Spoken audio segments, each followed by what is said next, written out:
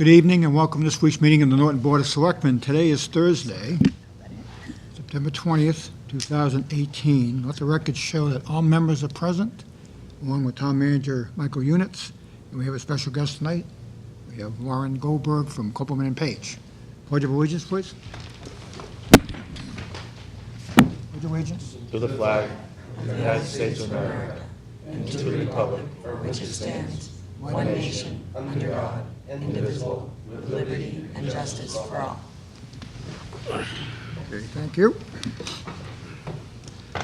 On the licenses and permits, we have an application of Tim O'Leary for a one-day beer and wine license to be utilized on October 20th, 2018 from 7 p.m. to 9:30 p.m. to be utilized at O'Leary's Gymnastic Center, 350 Old Colony Road, Norton, Mass. For a private party. Is that you, Tim? Anyone here? No? Okay. The application is for 7 to 9:30 to public. It's going to have 80 people attending, be parking on the premises, and it's been signed off by all three inspections. And the liquor will be dispensed. Anyone have any questions? They've done this annually, at least. It may be semi-annual, I don't know, but I know they've done it. Okay. Chair, entertain a motion to approve the one-day beer and wine for Tim O'Leary at 350 Old Colony Road in Norton for O'Leary's Gymnastics Center for October 20th from 7 p.m. to 9:30 p.m. Be dispensed. So moved. Second. We have a motion and a second. Any further discussion? Seeing none, Mr. Flaherty? Yes. Mr. Steele? Yes. Mr. Salvo? Yes. Mr. Bramwell? Yes. And I too vote yes. Thank you. Next, we have an application of the Norton Gold Star Committee for a Halloween hayride in conjunction with the Norton VFW 8049 on October 20th, 2018, with a rain date of October 21st, 2018, from 5 p.m. to 10 p.m. Seeing that I signed the application, I guess I'll speak on it. The plan is to, we're going to work in conjunction with VFW on Summer Street. We'll close off a portion of Summer Street that will be from the VFW up towards Seminary Way. We're going to leave the rest of the street open from the VFW back to Barrow Street. The purpose of it is to have a joint venture with the VFW to have a hayride. And we're going to have stations set up on the side of the road where people can come out and spook the people on the ride. And hopefully the horse won't get spooked. That'll be a whole different story. But it'll be a horse-drawn wagon, hay wagon, and we're expecting to have a pretty good time. The road closure will be from 5 to 10, but the event is actually starting at 3 o'clock in the afternoon. And it's all in the works right now, but what the preliminary plan is to have bouncing houses and sack races and things for the kids. So a lot of different things going on that day. But this is one of the first steps just to make sure that that we're able to shut down that small section of Summer Street. There are no houses on it, so it doesn't have any impact on anyone living in the area. So. Any questions? Are they closing it down on both ends, do you know? We're closing it from Summer Street down to Seminary. Down to Seminary. Okay. So when you come in from Barrow Street, that road will be open to the VFW. Since they paved it, it's been Yeah, kind of a Yeah. runway. Yeah. People fly down that road now. yeah. Both ends will be shut down. Yeah, okay, good. That's what I wanted. Yep. Drive that through. Yeah, I tend to avoid it because Any other questions? Chair, entertain a motion to approve the application of Norton Gold Star Committee for a Halloween hayride in conjunction with VFW on October 20th, 2018, or October 21st, 2018, in case of rain, from 5 p.m. to 10 p.m. to close down a portion of Summer Street. So moved. Second. Motion is second. Further discussion? All those in favor? Aye. Opposed? That's unanimous. Next, we have our annual visit here, a request for Joseph A. Costa, Adjutant of the Disabled American Veterans, for a permit for the annual Forget-Me-Not Drive to be held on Thursday, October 4th, Friday, October 5th, Saturday, October 6th, and Sunday, October 7th, 2018, at the Rowe Brothers Supermarket, 175 Mansfield Ave, Norton, Mass. Gentlemen, want to come on up? If you don't mind, just identify yourself for the record, please. Good evening. I'm Frank Speakart, Commander, Chapter 56, Disabled American Veterans, here for get our permit for our annual Forget-Me-Not Drive. which is going to be held October 4th, 5th, 6th, and 7th, right here at Roach Brothers. We've been doing this for several years and greatly appreciate the support we get from the town of North Attleboro, because it greatly helps the veterans and all veterans, because all proceeds which we collect, 100% goes back to help all local veterans and their families.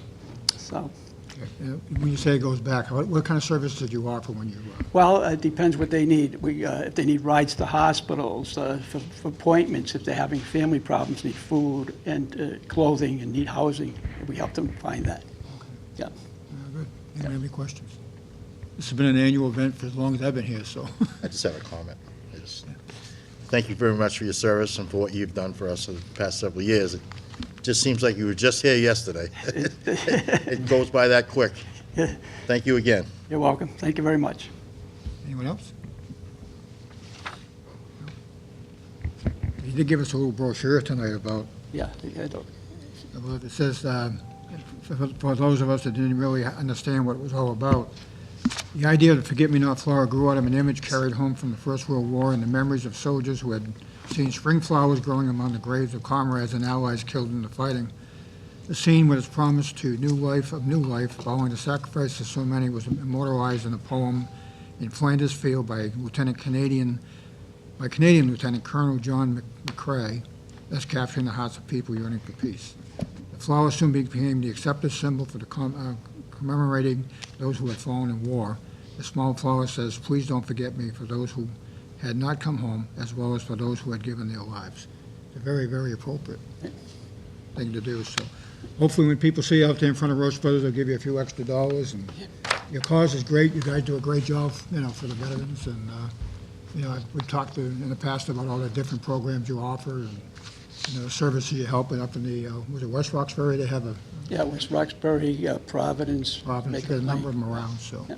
But you guys do great work, and we thank you for Yeah. that. Like I said, thank you, and I appreciate the support we get from the town of Norton. Anytime. And for your support. Thank you Anytime. very much. Thank you. Thank you. Okay, no other questions? Chair entertain a motion to approve the request of Joseph A. Costa, Adjutant of the Disabled American Veterans, for a permit for the annual drive to be held on Thursday, the 4th, Friday the 5th, Saturday the 6th, and Sunday the 7th, 2018, at Roach Brothers Supermarket, 175 Mansfield Ave, Norton, Massachusetts. So moved. Second. Motion and a second. Any further discussion? Seeing none, all those in favor? Aye. Opposed? It's unanimous. Thank you. Thank you very much. Thank you. Thank you. Good luck. Okay. Anything under announcements, Mr. Salvo? Mr. Chairman, I didn't find anything this week. Yeah. Don't have anything. Mr. Steele? Nothing, Mr. Chairman. Mr. Bramwell? All set, Mr. Chairman. We would like to take a moment to recognize a tragic situation happened yesterday to a town resident, Tom Fogarty, rather. Tom Fogarty. He was involved in a mishap up in the Waltham? Watertown. Watertown. He was driving a tow truck and unfortunately had an incident where he hit a lady, and in turn, the son ended up stabbing him 7 times. So our hearts and prayers go out to the Fogarty family, and hopefully he'll come home soon. And it's a tragedy, no matter how you look at it, and it's sad that it had to happen. So we've had that incident, and now tonight, as we were coming to the meeting, we have another incident where actually, I guess it happened outside of town, but it started outside of town, but It is out in Easton. a young man was stabbed down by Buddhist Drive off Plain Street, and it was a road rage incident. Fortunately, he found help and was able to get assistance and was taken by ambulance. And before that happened, I understand he might have identified the person who actually did it to him. So he's now in custody, as far as I know. And so those folks that are living in the Plain Street area, that's what the commotion's all about down there as of right now. So 2 tragic situations have happened here from people here in Norton in the last couple of days. So our hearts and prayers go out to all of them, and hopefully we can find a better way to be a kinder world and be nicer to each other, hopefully in the future. And I noticed there were a lot of helicopters floating around the town of Norton. Mm-hmm. So, anyway, that's my tragic announcement. Okay, on the new business, we have Ms. Lauren Goldberg here. Thanks for coming. Copeland and Page, Law Town Council, to discuss the revisions of the town charter process. I know some of us here are confused about how the whole process is going to work, because we're in the process now of looking at, in the year 2020, any year ending in 0, we are required to form a committee, an appointed committee. And we have a citizen petition group going on right now in town that's looking at another possibility, another way to do it. And rather than everyone be confused, we thought the best thing to do would be just to sit down and have the attorneys tell us in English, straight fact English, how this whole process can work, and whether or not we're doing it right or not. That's the main thing, because my concern is if we have an elected committee out there, that I still feel we are required to have it appointed. So, anyway, if this, turn it over to you, and you can try to educate us the best you can. Okay, well, thank you very much, Mr. Chairman, and thank you to the members of the board for having me tonight. I thought what I would do is just start with a summary of the different ways a town can adopt or amend a charter. There's two distinct paths for charter adoption or amendment. One path is a special act path, and under the special act path, any changes can be made to a town charter. It requires a warrant article for town meeting, a majority vote at town meeting, and then it's submitted to and acted upon by the general court. There's no statutory or constitutional requirement for quote-unquote voter acceptance, so no requirement for a ballot question. However, whenever a significant change is being made to the form of government, such as a change to the legislative body or to the executive branch, town manager, board of selectmen, mayor, those are the types of things where you will see the general court prefer a ballot question. So, we've acted on ballot questions, on special acts at town meeting before, and there's that language that we include, provided, however, this act shall be accepted by the voters at an election in the form of the following question. So it can go right into the special act acted upon by the town. We also include typically language in the warrant article at the beginning that says that the Board of Selectmen is authorized to approve any changes within the public purposes of the petition, and that allows the general court, if it wants to require a ballot question with the board's approval. So that's one method, the special act method. Majority vote, submission to the general court, no requirement for a ballot question by statute or constitution, but can be required by the town in its vote, or preferred by the general court when it involves anything significant, what I like to call a major charter amendment compared to a minor charter amendment. So that's one option. That's provided for by the Constitution, the Home Rule Amendment, Section 8, and it's there even if your charter says nothing about it. Okay, so that just kind of stays as one method of amending the charter or adopting a new charter. The other method is called the Home Rule Petition process, the Home Rule Amendment process. And that's a process under General Laws Chapter 43B and the other sections of the Home Rule Amendment that allow for two different types of amendments, okay? So option one was special act. Option two is Chapter 43B. Chapter 43B says you can have an elected charter commission. The charter commission cannot be placed on the ballot by the Board of Selectmen. It has to be submitted pursuant to a petition signed by at least 5% of the registered voters. It gets submitted.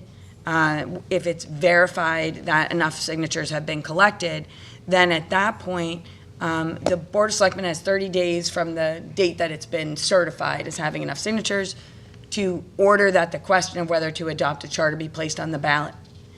If the board doesn't make that vote within 30 days, then it's within 90 days, after 90 days, it goes automatically on to the next annual election that occurs. So if the board doesn't act timely, it's forced onto the ballot anyway. In addition to the question of whether to adopt a charter commission, there are the names of any person who submits in this town. It'll be 50 signatures or more that are certified as a candidate for election, okay? It's nonpartisan, the same way you would expect town elections to be. And so if voters at that election vote no on the question of whether to elect a charter commission, then the candidates aren't elected. If they vote yes, then 9 candidates are elected to the charter commission. Within 30 days, they have to organize and hold a public hearing. They have 16 months to come up with what's called a preliminary charter report, and that would include a preliminary amendment or a preliminary brand-new charter for the town. That has to get published in a newspaper of general circulation in the town. It also gets submitted to the Attorney General's office and to DHCD. The Attorney General's office has 1 month to issue its opinion on whether that proposed charter or charter amendment is consistent with the general laws and Constitution of Massachusetts. And assuming that it is, it comes back, and typically in the ones that I've been involved with, they are, and there's a reason, and I'll explain it later. The Charter Commission has to hold another public hearing and then issue a final report 2 months after the preliminary report, so 18 months. Okay, so they have 1 month after the AG's decision comes back to make any changes that the AG might want or have recommended, or to incorporate any additional information from that secondary public hearing.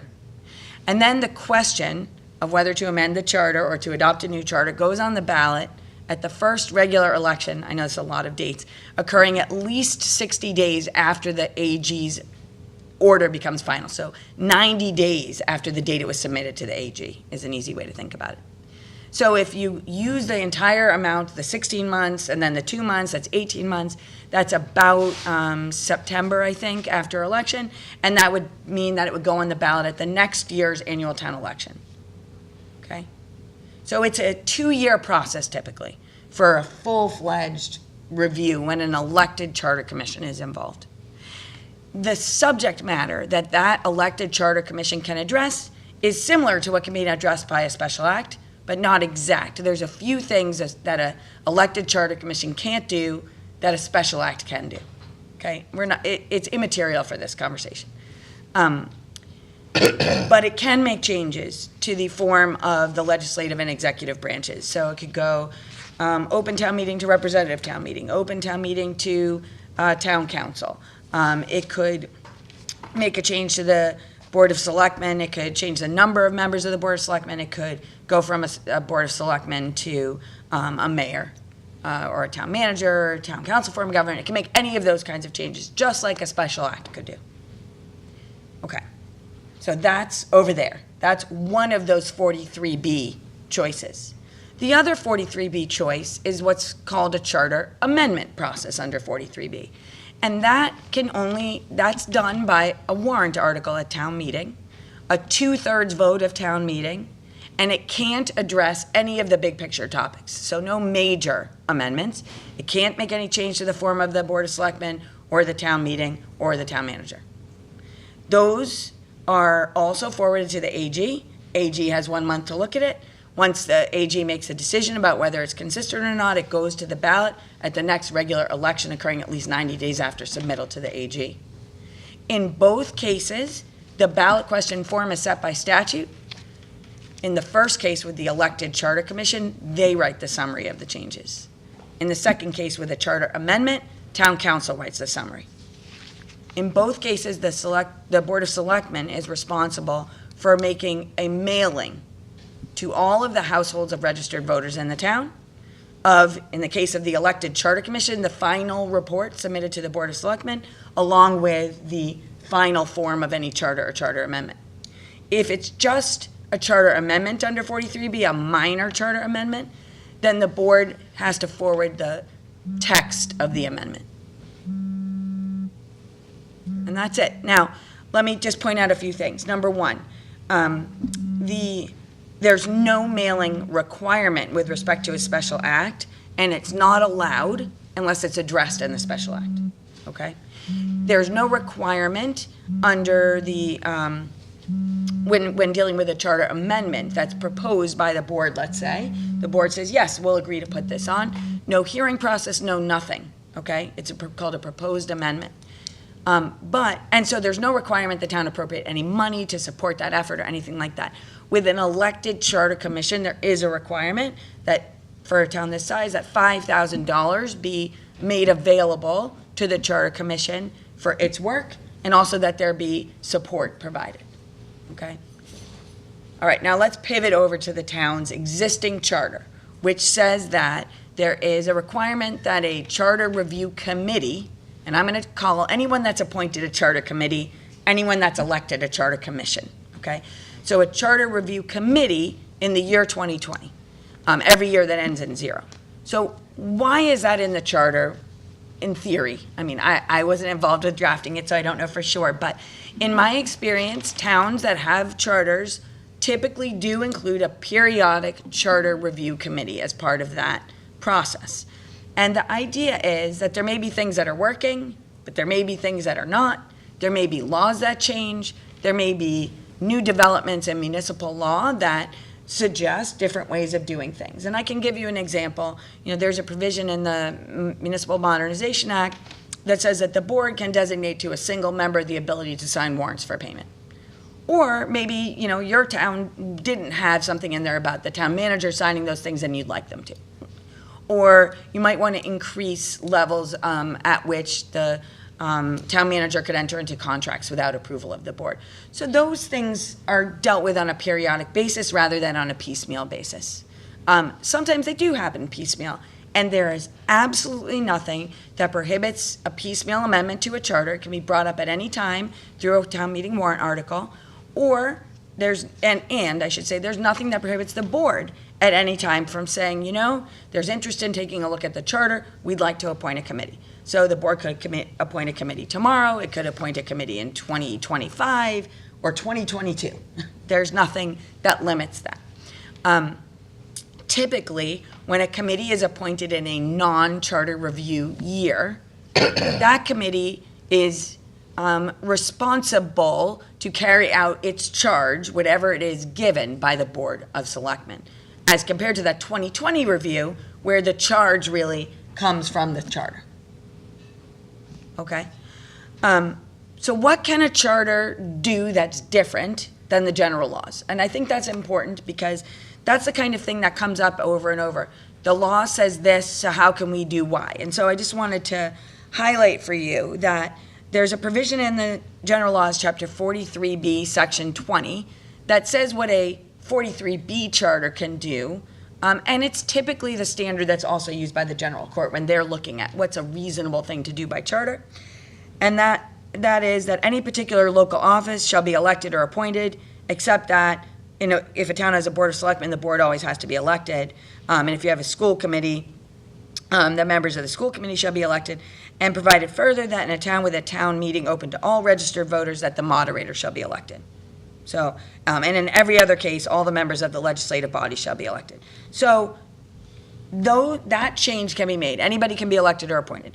If the law says that the zoning board of appeals is elected, the town through a charter can make them appointed.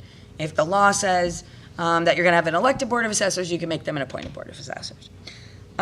That any particular local office or employee shall be appointed by any particular local officer. So state law says, planning board can appoint a planner or planning staff. That can be changed by charter to be appointed by the Board of Selectmen, to be appointed by the town manager, to be appointed by the chair of the planning board. And those aren't, the last one is not one that you typically see, but in theory, you could see that. You could authorize alternates where there's no alternates and have those be appointed where there's no alternates provided for by state law and have them be appointed by any of the entities that I suggested, or the moderator. For the number of persons to serve as members of any multiple member body, provided that all such bodies shall include odd numbers. So you can have a 3-member board, a 5-member board, a 7-member board, even if the statute says it'll be a 3-member board. You can change the term of office, provided that no term shall be more than for 5 years, and the members of multiple member bodies shall serve for terms which expire in different years. So you can provide for a board of any number of members you want to serve for any period up to 5 years. But your goal is to have those be rotating terms or alternating terms. For the merger or consolidation of 2 or more offices into a single office, we often see this. In one of the towns we represent, they have what they call a planning and land use coordinator, who is a conservation agent and the zoning enforcement officer. So you can combine responsibilities into a particular office, And the opposite of that is also true. You can divide responsibilities that are provided for by statute into many offices. So those things, when they are done by charter, are all deemed to be consistent with state law. And so, you know, when you're looking at the hierarchy of how things work in a municipality, you don't necessarily start with the general laws, because the charter supersedes those general laws with respect to the structure of government. Okay? Then, so you start with the charter, then you can look at the general laws if the charter's silent, then you look at your town bylaws, then you look at your town's regulations, and then you look at rules or policies. So the charter is like the constitution of the town if you're looking at it in that framework.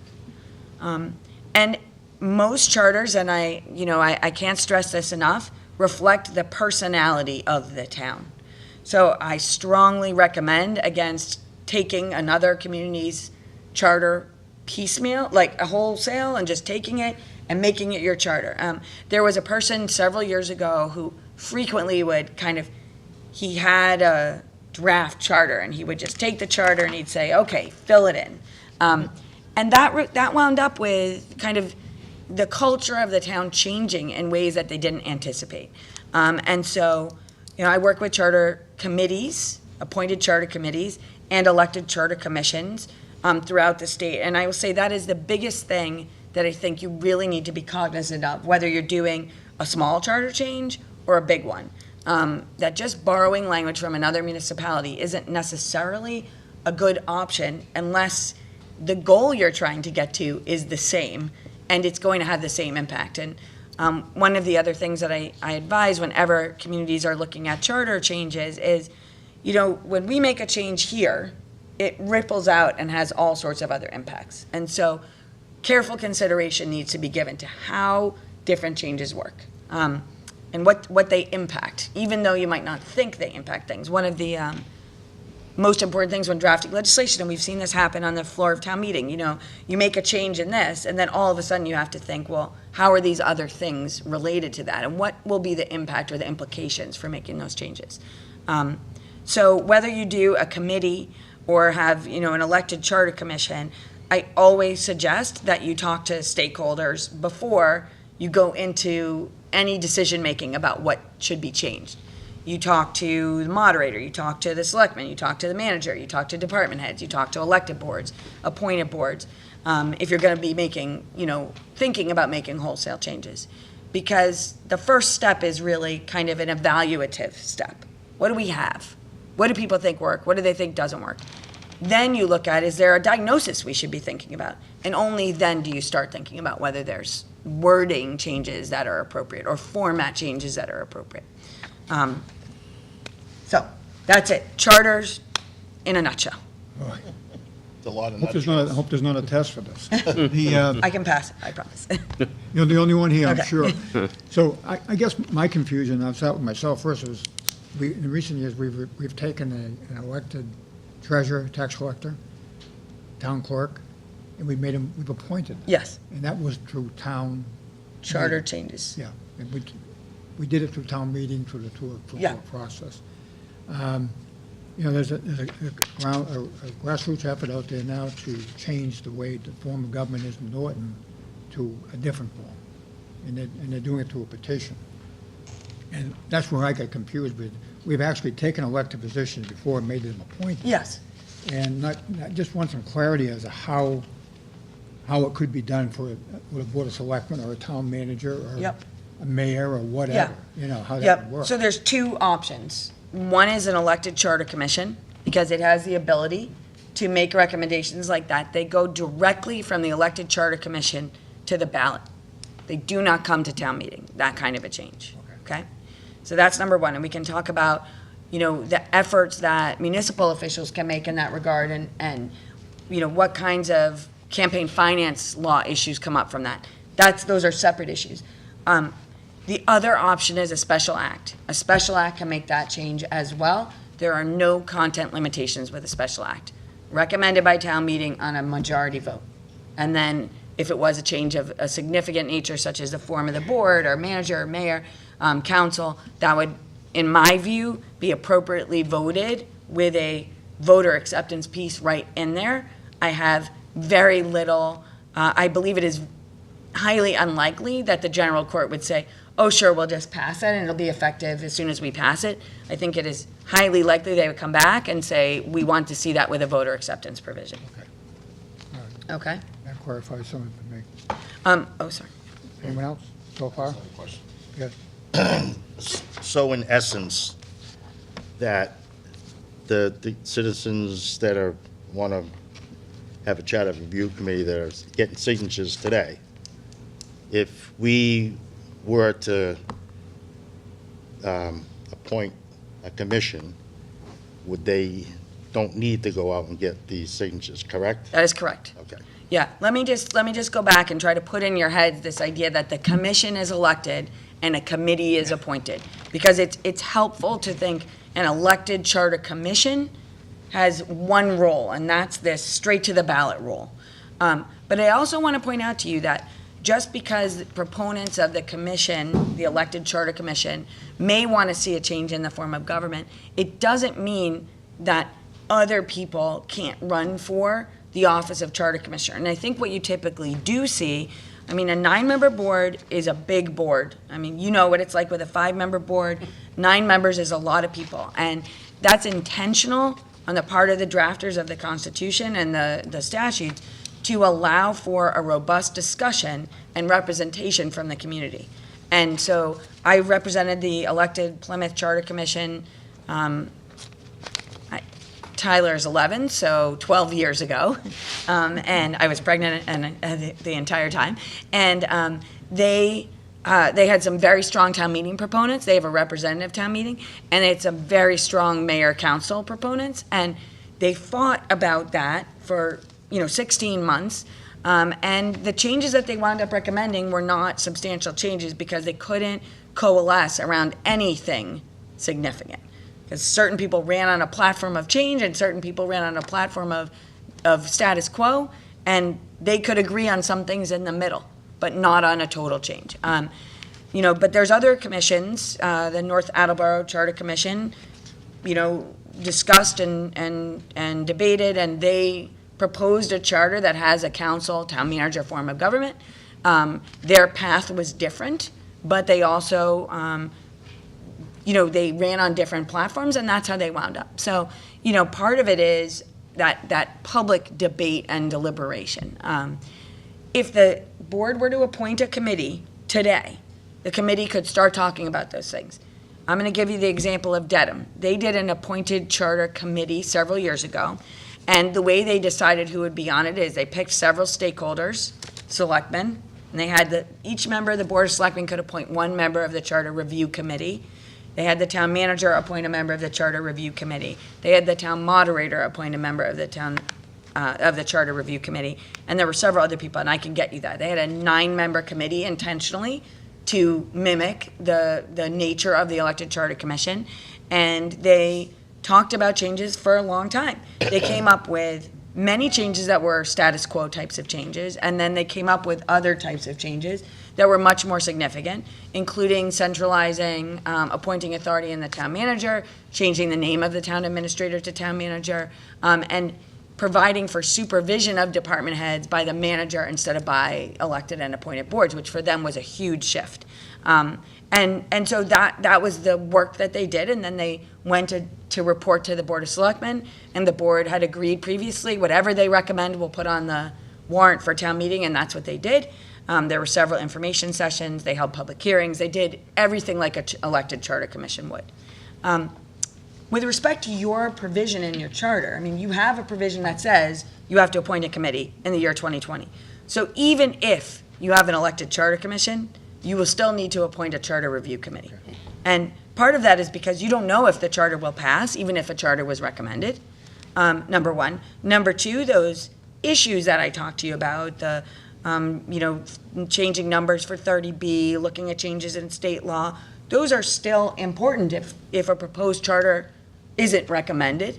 And And certainly, depending on kind of the nature of the work the elected charter commission has done, some of that may already have been deliberated and debated. It doesn't mean that the appointed charter review committee would have to redo all of that. They might be able to glean some important information just from knowing what the charter commission did. But in my view, you still have to appoint a committee to comply with your charter. Listening to you, I think the difference between a commission and a committee is the commission is elected, whatever, 9 people, is elected, and it goes directly to the ballot. Yes. But, so there's no public discussion about any of the process, but the committee, the commission themselves has to come up with the language and all the changes that they want to make before they go bring it to the ballot. So they have to go, and I heard $5,000 have to be set aside for that, and I get that part. But it's going to take a lot of experience, a lot of questions in order to make that happen, because it's going to go directly from point A to point B, and that's it. Yeah. Where the committee has, pretty much, there's a lot of public discussion and, changes and make recommendations. And they also have the availability of the town and the council to help them through the process. Yeah. So, Mr. Chairman, I think the elected charter commission is subject to the open meeting law, too. So they have to meet in open session. Okay. They're required to have 2 public hearings. Okay. But you're right, the main difference is they go directly to the ballot. So there isn't the kind of discussion that happens at town meeting or before town meeting. And that is different. And so there are certain towns that only do charter amendments by special act. It just happens like that. They're used to it, that's what they do. And there's other towns that never do amendments to the charter by special act, and they say, just because we can do it doesn't mean we want to. I think no matter what, if you appoint a committee, you want to build in the requirement that there be public input. And as I said, input from stakeholders. I think a charter commission would also want to make sure that that's built in. Yes. I don't think it's easy to convince voters to vote for big changes or even small changes without getting buy-in. Right. And part of that buy-in process is an education process. So both venues or both avenues for change require work to educate and help people understand and to bring that to kind of that next level. Now, if it's an elected charter commission, a municipality, including an elected charter commission, can't expend public resources to influence the action on a ballot question. So at some point, the OCPF rules kick in, and so the law says that voter information has to be mailed out, and that's the only thing that can be mailed by the town. So there can be discussions at public meetings, there can be forums, but there can't be any other types of mailings. There are mailings allowed with respect to town meeting. And so that same limitation under the campaign finance law doesn't apply at the same time. If and when let's just say hypothetically a proposed charter amendment or new charter was proposed by town meeting, majority vote, goes to the general court, comes back as a ballot question, that's when the same restrictions would kick in, but not before town meeting. Before town meeting, there wouldn't be. Mr. Units? Just when you do form your committee, the way it is the moderator has 3 appointments. Excuse me, the finance committee has 2, and then the selectmen, the school committee, the planning board, and assessors all have 1. That's the 2020 committee, Mr. Manager? Yeah. And I just had a question. If a charter commission completes their work, can they piecemeal things in a ballot question, or is it, this is the charter change we want, and that's it? That's a good question, Mr. Manager. They can piecemeal it. So it could be, let's amend the charter to do this, let's amend the charter to do that, let's amend the charter to do this. And the law talks about how, if that's how those amendments are proposed, they need to discern or differentiate each from each other. So the summary would be required to explain how that would work. And same thing with a charter amendment proposed by town meeting. This Dedham example that I gave you, they had and many communities, and partly because I'm involved in them, so I'm recommending that that's how they approach it, but they do kind of all the ministerial, non-substantive, grammatical, kind of compliance with state law changes as one, and then anything that's controversial separately. One of the things that we've been doing lately is we've been adding some language so that they can be completely voted independently, saying that if more than one of these changes is approved, then it remains, that the special act that's ultimately sent to the legislature for passage, if that's what town meeting wants, can be consolidated into a single act. So the voters at the election don't have to vote on 10 different things just because you're talking about 10 different changes, or that they're intentionally left separate with those 10 different questions. So that's really up to town meeting in terms of how it gets presented, in terms of the way it's presented as warrant article, an article, or articles. Any other It's questions? busy. Any other It's really questions busy. Yeah. from the board? Anybody? Mr. Chairman, some towns have chosen to do a special town meeting just for charter purposes, so as to avoid trying to accomplish a lot of things at one time. So, or even if they've done it at an annual town meeting, they've said, we're going to take articles, whatever, through whatever, I like a motion to address those on night X, so that it doesn't take up the time that the meeting needs to deal with other things. And so that only people that really want to talk about the charter show up to talk about it. Yeah, you made an interesting observation, the fact that you make a change, it may have an impact on other facets of the town form of government. I think in my hometown about how they have a town council, they have a strong manager, but some of their councilmen actually chair some of the major departments, like finance committee, school committee. Yes. And so that could have an impact on how you broaden it even beyond that. So whatever we do, if we do make the change, we have to figure out what direction we want to go in that.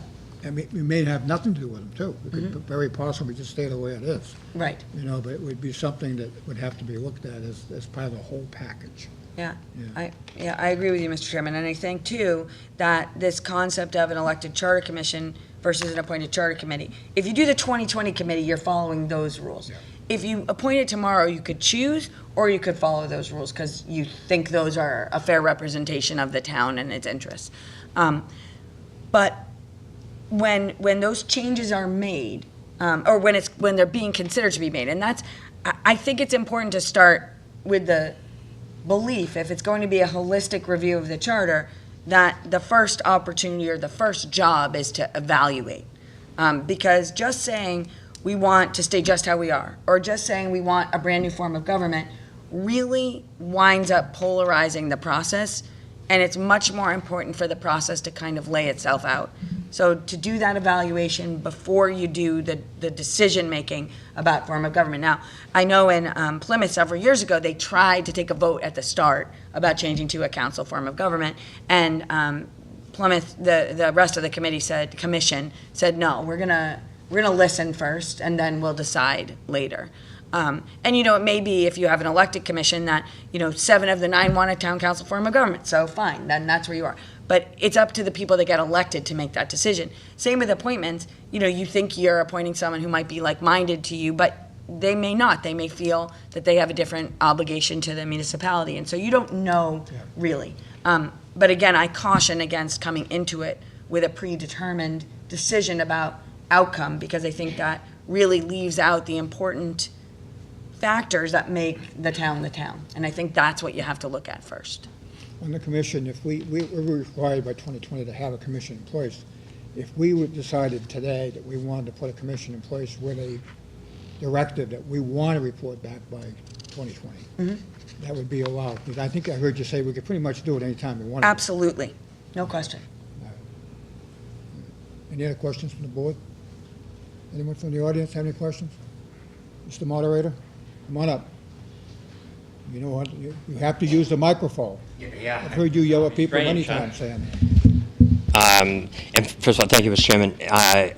I'm here tonight speaking mostly as a private citizen, although frankly, I've never quite figured out how you divide from who you are from what you are at the same time. But a couple of things.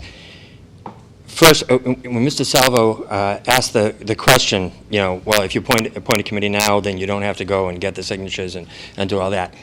In talking to the people who are gathering the signatures, it's my opinion that if you appointed a committee now, they would continue to get the signatures and they would try to get the Charter Commission anyway. And there's a lot of reasons for that. I've been around a long time, and I've been involved in a lot of charter changes and attempts at charter changes, and I've seen with other towns, not nearly as many as Lauren has had the opportunity to guide, but one of the big things about changing a charter, and especially in Norton, I've been on a charter review committee appointed by the process that you're talking about with the selectmen and the moderator and all that. I've been on a town government study committee that was appointed by the Board of Selectmen to study it. And I wasn't on the elected charter commission, but I think I've seen two of them. I think Bob, maybe, I think it's, Brad, I think there were two elected charter commissions before we got one passed. I think the first 250 or 260 years we went without a charter, and then we finally got one passed. The appointment process is difficult. What happened on the one in the 1990s that I was on, we got bogged down. There were some minutes missing. We went the night of town meeting. It got brought up, and it got sunk at the night of town meeting. We never even got to discuss a year and a half's worth. Brad, I remember, Brad was on the committee with me. We were not overly happy that particular evening because all our work never got done, and it was basically politics. In 2004, Lauren helped us on our government study committee. We made a recommendation to change the form of government. The Board of Selectmen at the time put it on just put the general idea, not a specific question, on the town meeting, I'm sorry, not on the town meeting, on the town election ballot, and it passed. And then they said, uh-oh, what do we do now? And they said, well, if somebody really wants to change it, they'll go out and gather signatures and they'll start a charter commission. So even though we went through the process, passed, we went through a year's work, nothing ever happened. I've seen a charter commission work for a year and a half and lose at the ballot. And then eventually I saw one win. I will tell you that, as Lauren said, a charter reflects the personality of the town. It's my personal opinion that an elected charter commission is far more reflective of the personality of Norton than an appointed one would be. And the big difference, really, when you boil it down to it, because the size of the committee is the same. The elected commission is 9 people, and if you go and appoint the one that has to be done by 2020, that's, if I counted correctly, I think that's 9 people too by the time you get all the things done. And as town council pointed out aptly, you can get 9 people elected to a charter commission. That's a lot of people. That's a big committee, and it's hard to get something done. Now take all that work, all that detail, all that stuff, and put it before a town meeting with 500, 1,000, 2,000 people.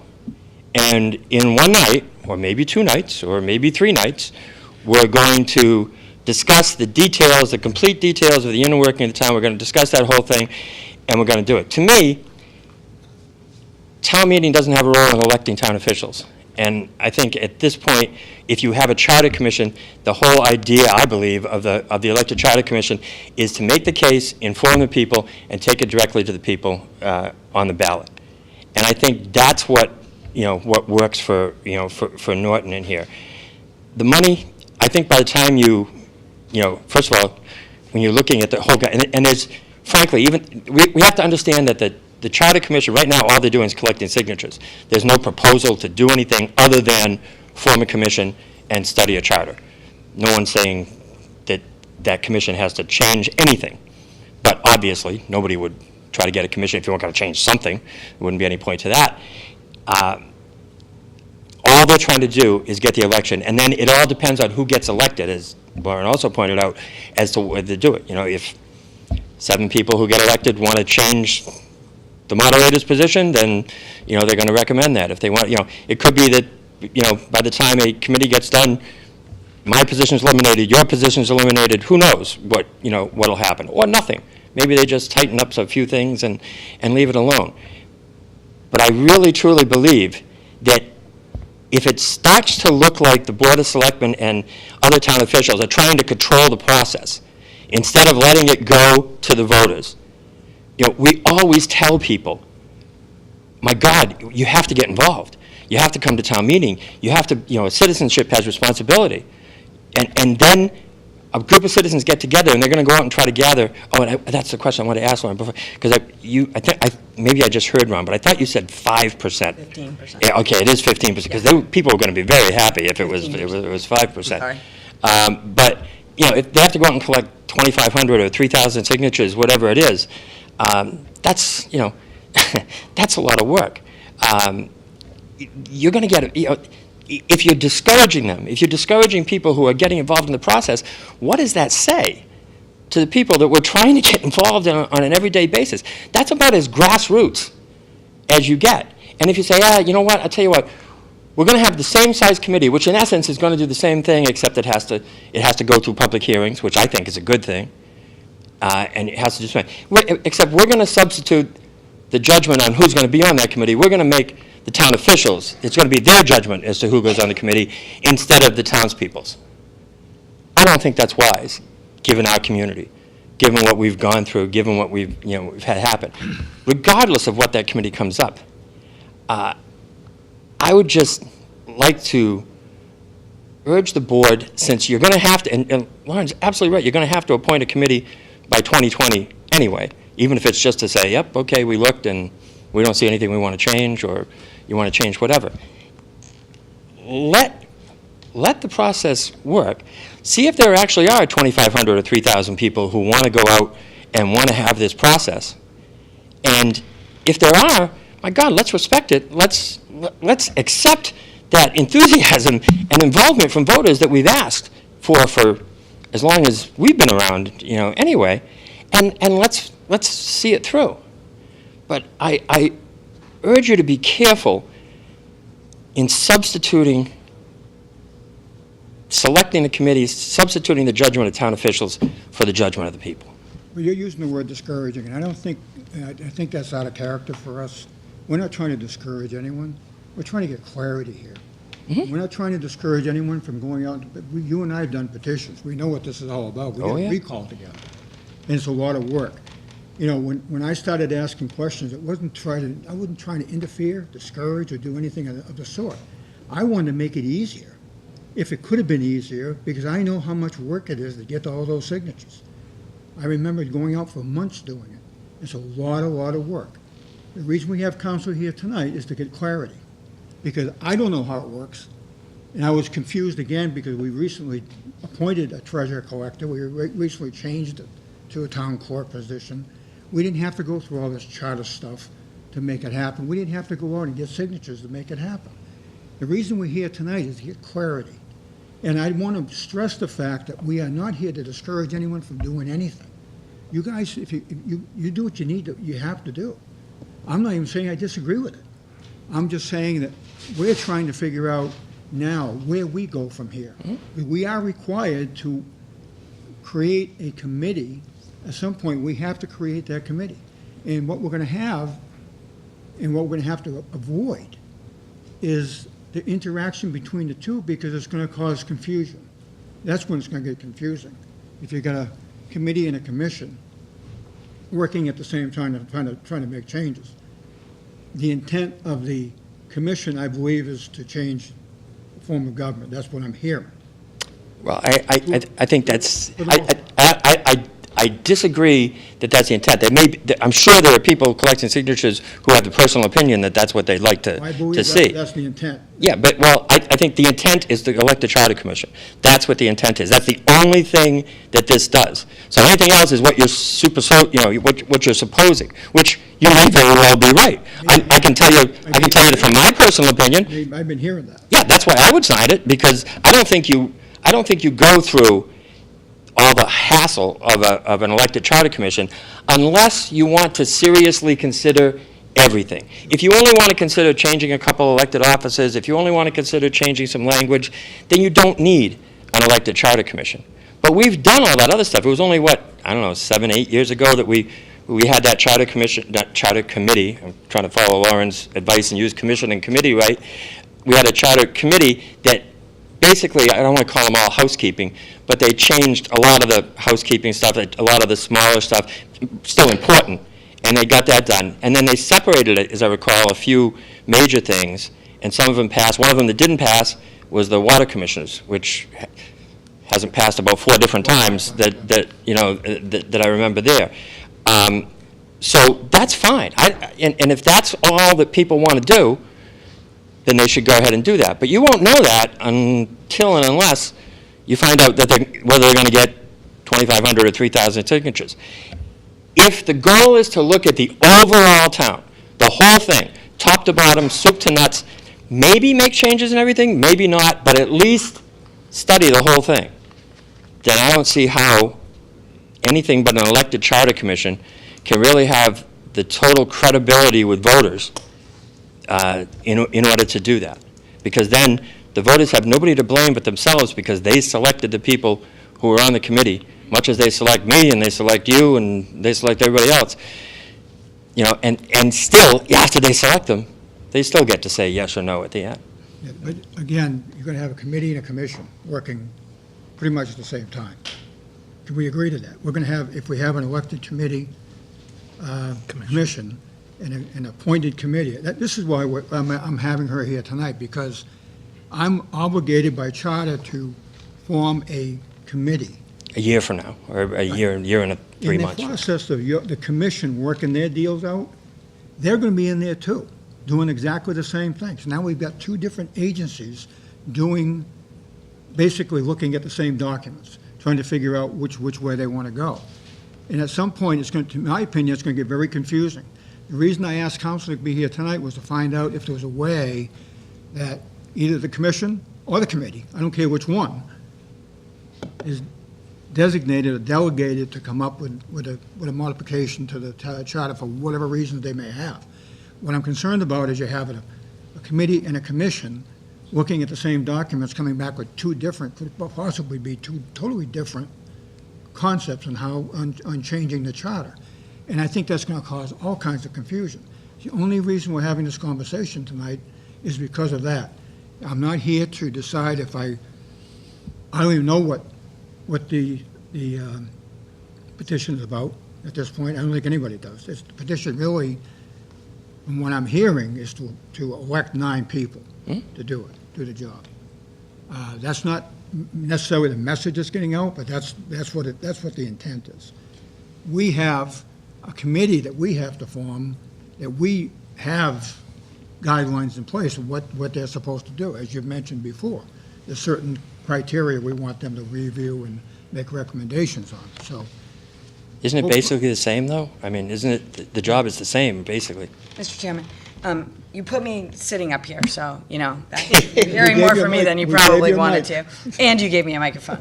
I want to point out a few things as I'm listening to this. This is kind of these are the arguments for and against a charter commission in many ways, or for or against an appointed committee. And that's, in many cases, that's an individual decision. Do you feel more comfortable with your elected and appointed officials who have been selected by a majority of voters to represent the town, kind of making an appointment and getting a process started sooner? Would you prefer instead to have those people be completely separate and apart from the existing structure and have a different kind of conversation? There's nothing that prohibits the board, and I think my comment to Selectman Salvo was not to say you don't have to have an elected commission. Nobody has to have an elected commission, or everyone can have an elected commission. That's not up to this group. That's up to the people that want to walk around and get signatures. This board has a different kind of role, and it can appoint a committee to do a job that it thinks is important. And if this committee says, hey, listen, we have 2,500 or so voters out there that may be wanting to sign this petition, certainly the board could seek to make appointments that the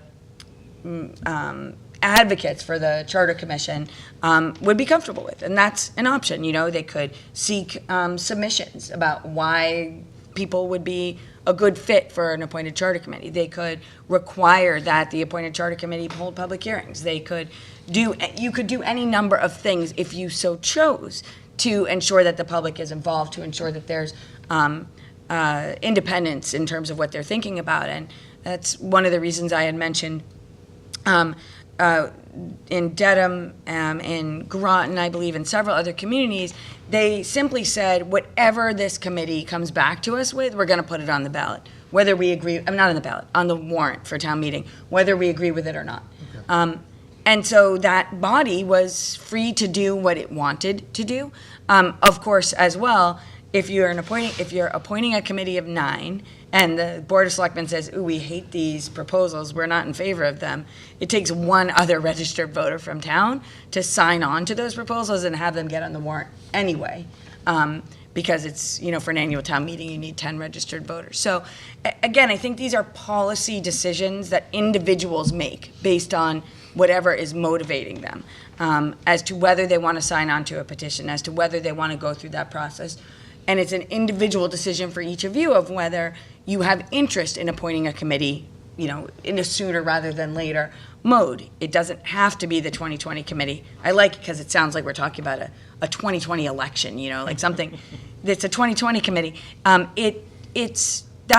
could be a separate thing. It could be the same group of people. But in any event, this board isn't limited by the appointing structure in the charter in thinking about appointing a committee. Again, I think the question really is whether the individuals who are advocating for the Charter Commission would want to go forward if the board was able to design a process that gave that, appointed committee independence and also a structure for reporting, et cetera. And, sitting here today, of course, I don't think any of us can answer that. And even if the board did think it had arrived at some sort of a compromise with the advocates for the commission, that wouldn't prohibit them from gathering the signatures and seeking to do it anyway. Sure. I don't know that there's one right answer. It's one of those things where the law allows this to happen. And in terms of competing committees, you will wind up with an elected charter committee. If the elected charter commission process moves forward and the voters say, yes, this is what we want, you will wind up with an elected charter commission and an appointed charter committee. At that point, you may choose to advise the appointed charter committee to stand down, to meet, to talk, and then maybe to, meet with the elected charter commission or to send a designated representative to those meetings. I think there's ways to try and address the confusion. And I do think there would be confusion because it's hard for us even to say elected charter commission, appointed charter committee. The law is complicated, government is complicated, and so, I think it does make sense to try to minimize confusion. Not knowing how things will play out, I can't make a formal recommendation as to the best way to do that, but I do think that's something you'll have to think about if the process moves forward. Can I just ask a question, Mr. Chairman?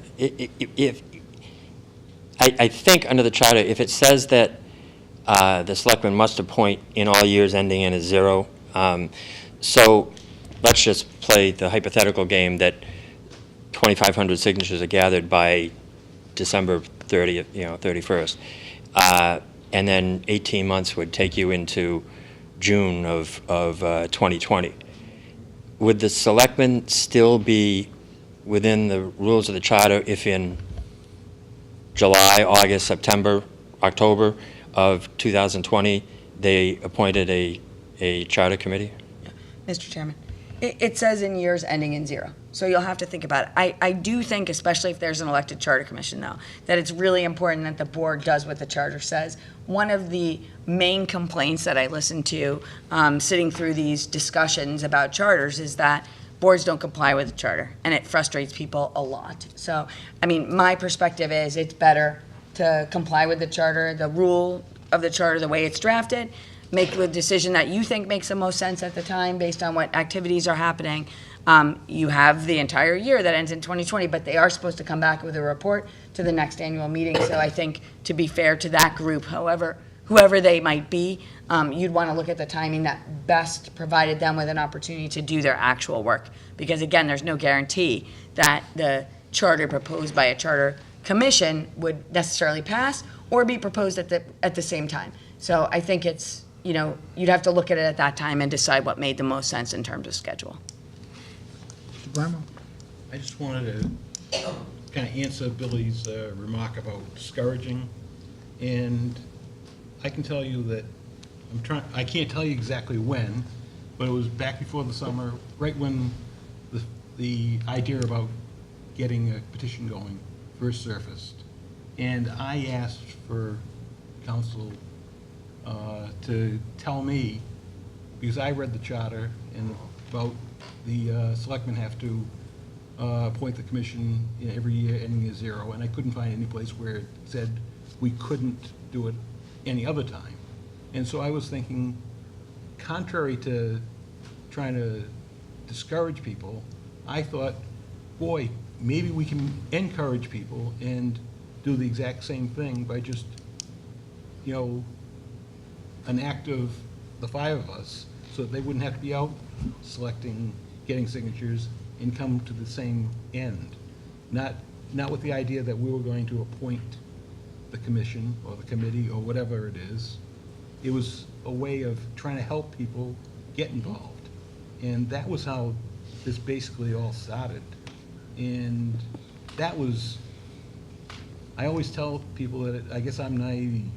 And it was me being naive again, thinking that I can help people out and make things a little bit easier in their lives. And it just seems to have blown up and get thrown back in my face. And that's why I sit here and I don't say too much most of the time. Because for some reason, people always think I'm over here plotting. And really, I'm not that type of person. I knew it. And I think you know that, but it's just, it was one of those things that came up in my mind when I'm sitting around doing nothing else. You know how it is when all you do is you're sitting there and all you can think about is town business and town charters and things like that. And I was trying to think, how can I make things easier for these people to get where they want to go? And that was how, in my mind, how this whole thing started. It's sad that we think about town charters and all this stuff, isn't it? It just goes to show how old and feeble we're getting. That's right. And you remember when we did all that work on that committee, and then we got all the way to town meeting that night and just totally got blindsided on something that Really meant nothing. came out of left field, and we wasted a whole year of our work. And But it was well spent. yeah, we had fun. Yeah, we were sitting around with 7 of our best friends. Yeah, there you go. Thank you, Mr. Chairman. Thank you, Lauren. Thank you. The other, anyone on the board? No? Come on. Sandy, would you identify yourself for our new recording? Yeah, Sandy Allerhead, 14 Tipping Place. So I appreciate the clarification from Town Council. I think there is a lot of information, that misinformation that we've been hearing as we've been collecting signatures for what the process is, why we can't just do this as part of the charter review in the 2020 year. And I think you made it clear that if we were looking at a bigger change, then really our options are the elected charter commission or the home rule, the special act charter. So we looked into that. We didn't enter into this lightly. We looked into it a lot, the 2 options. We spent a lot of time researching, so we knew which one was the better or the best option we thought for Norton. And sort of as Bill Gouveia said, that the advantages and disadvantages of each process, but the fact that the elected charter commission really puts the decisions in the hands of the voters, and that was one of the most appealing parts of the process. You talk about the work involved, and I think that the process is very well laid out. I think every step of the process is very important. I think as we're going along, getting the signatures, we're informing people. We're saying this is coming up. You're gonna get a chance to vote on this in April. This is gonna go on the ballot. So kind of getting them to pay attention and starting the process of informing people that this is what's happening. I think that going to the ballot, if people at the ballot say, no, we don't want to change anything. We don't want to form the commission. We don't want to look at it. We don't want to even consider any changes. Then you're saving a commission of 18 months of work, and why go forward? So I think the fact that the townspeople can choose and say, yes, we do want to look into this is important. I think you need that go ahead before you have people go into doing all the work that's going to be involved. I think the process is very laid out by the state for the charter commission in terms of timelines, in terms of involving the public. The commission itself is chosen by the public, so everything is, again, right to the Norton voters. It doesn't have to go to town meeting, doesn't have to go to the legislature, because I believe the special act charter has to be voted on and then signed by the governor. So again, it takes a little bit of the control out of the Norton's hands and puts it into the state's hands. We want to have the final say in Norton, at the ballot, to say this is what we want. So, I would hope that anybody who would run for the commission would go in with an open mind. I think that you're going to have people on all sides. I think there's going to be some great discussions. I don't think we have hidden agendas of this is what we want to accomplish, because we really don't have that kind of control. We're going to, even if some of us who are collecting signatures get on the commission, we're going to be, one of 9. So the beauty of this is really that it's all the people in the town that are going to have the final say, not just the 9 people, not just not going to the state again, but everybody in Norton. So those were some of the pieces that we really found appealing about the elected charter commission. I think, as long as there's some open dialogue as you go through the process, because, as Attorney Goldberg said, the point is that when you're looking at this, you're going to be having to look at the whole picture at the same time, unless you're committed, the 9 people decide this is our focus and this is all we're going to focus on. What's happening with our present charter, the funny thing about it is none of us, Mr. Moderator, none of us can serve, can put our name in to be voted on that commission, because for our charter, today's charter, you can't hold 2 elected positions at one time. So school committee members, selectmen, moderator, water and sewer, planning board, none of those elected officials can participate. We're not allowed by present-day charter to even put our name on the ballot unless we want to resign from what we're doing. And we can obviously do it that way. But, I'm the last town clerk treasurer. I was elected the 2 positions. I decided to stay on the selectmen. I'm the last town clerk. I was elected to be town clerk. I stayed on the selectmen. Because under the charter, I'm not allowed to have to sit on both. I can be appointed, as many as I want to be. I think I'm on 3 or 4 committees as it is, but in addition to the selectmen. But I'm appointed to those, and I'm okay with that. So, it does restrict who's going to run for this position, and hopefully people, when it gets to that point, that you'll find some people that have had some experience in government that can help you through the process, because a lot of the experienced people that are presently seated won't be able to participate. We can offer advice and, get involved in conversation, but that's about as far as we're going to be able to go. So, makes it interesting. And again, I don't want to confuse it. I'm not trying to discourage you or anyone else out there circulating petitions to not do that, because I've been there, I've done that myself. The intent again tonight was to try to get clarity, because I got to tell you, I was confused as hell. I feel better now. I have a better understanding of what's expected of us. And in my position, calling for the 2020 committee, I'm going to hold off, I think, as long as I can, so as not to cause confusion about the commission. Because if we have them both out there at the same time, it's going to cause, in my opinion, all kinds of, what is this all about? Now, the committee could actually serve and be appointed and follow the process. And hopefully, I think you might have alluded to it, they can take their suggestions and ideas and go back to the commission and say, look, this is what we're thinking. And maybe the 2 can merge to a certain extent, to come up with something that makes sense for everybody. But I feel better about tonight because I have a better understanding than I did 2 hours ago. So, any other questions? Anybody? Thank you. Okay, thank you. Okay, anyone else in the audience? Anything? Okay. Well, Lauren, thank you for coming tonight. Thank you. We appreciate it. Hopefully, we can see you sooner than later. Maybe next time you're not going to let me sit up here, though. No, we should, anytime, When you get a anytime. chance, can you send us a copy of that tape? Of the... You just said, Yeah, okay, right, I get it. I'm obviously slow, but... No, it's all good. Well, thank you all. It's Thank you. really nice to see everyone. You too. Always Lauren. See you soon. good questions. Thank you. Thank you. Good night. Good night. Okay, next on the agenda, we have a proclamation for National Preparedness Month, September 2018. Mr. Salvo.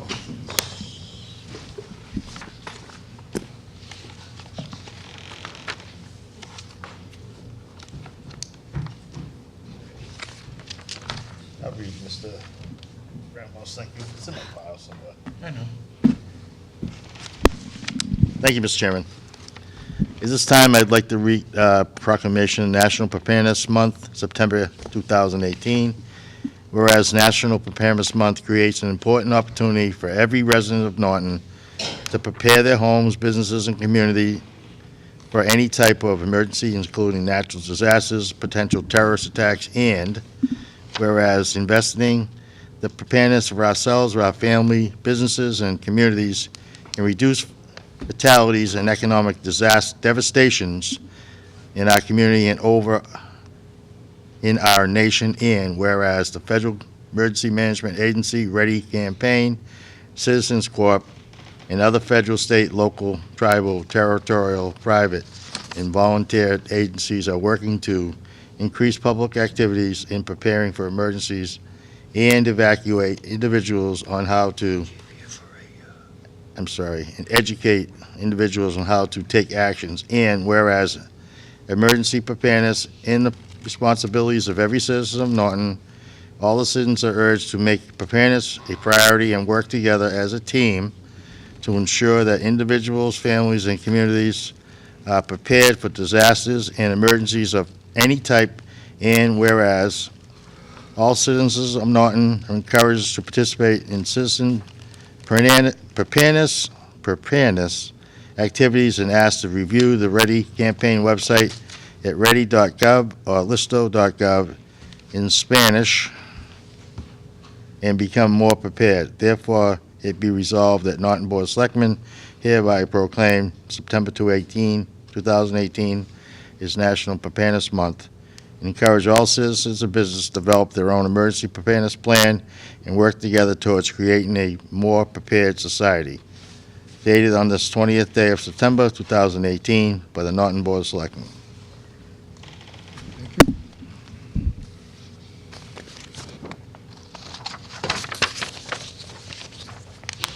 Chair, entertain a motion to, we have to, Just one thing on this. It's a good way to remind people we're getting into that time of year.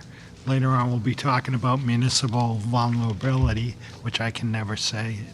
But it's time to start thinking about your power going out, having emergency supplies on hand. Don't wait until your power goes out to check and make sure your generator's working. You should be checking that stuff now. And, this is just a way to remind people to do that. okay. Thank you, Mr. Silva. I'm going to take a couple things out of order. We have an appointment, Chief. You want to come on up?